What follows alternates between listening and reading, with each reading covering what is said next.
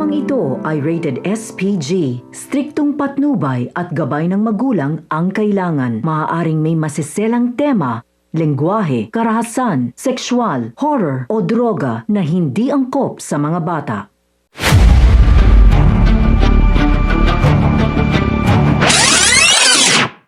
Mga kapamilya, matapos nga ang naging raid sa warehouse ni Ramon, ay isa si David sa paiimbestigahan ng mga kapulisan dahil nga nakita ng mga pulis ang ID ni David na nalaglag sa loob ng warehouse ni Ramon kung saan isinagawa ang raid at isa nga ito sa matibay na ebidensyang tinitingnan ng mga kapulisan at sigurado umanong sangkot si David sa isang malaking sindikato.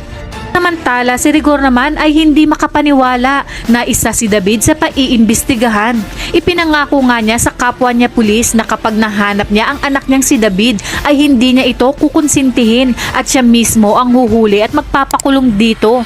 Ngunit sa ngayon nga ay hindi nga nila mahagilap si David. Sa kabilang banda, dahil nagtatago na nga si David sa mga kapulisan, kaya naman sa mansyon na ito ni Ramon titira. Sinabi nga ni Olga kay David na habang nasa mansyon ito ay mag-iingat ito na hindi siya makita nila Mokang at habang siya ay nagpapagaling sa kanyang tama ng bala na nangyaring raid sa warehouse. Dahil tiwala na nga si Ramon kay David ay bibigyan niya ito ng mana kapag tuluyan ng gumaling ito.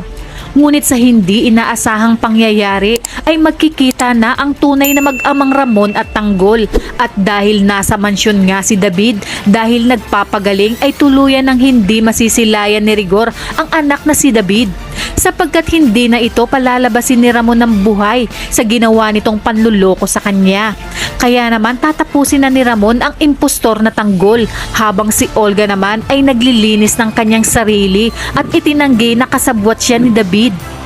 Ayon nga kay Olga na isa din siya sa napaniwala ni David, ngunit sadyang matalino si Ramon dahil hindi ito maniniwala sa sinasabi ni Olga. Kaya naman mga kapamilya, napakarami pa nating dapat abangan sa mas kapanapanabik na eksena dito lang sa FPJ's Batang Quiapo.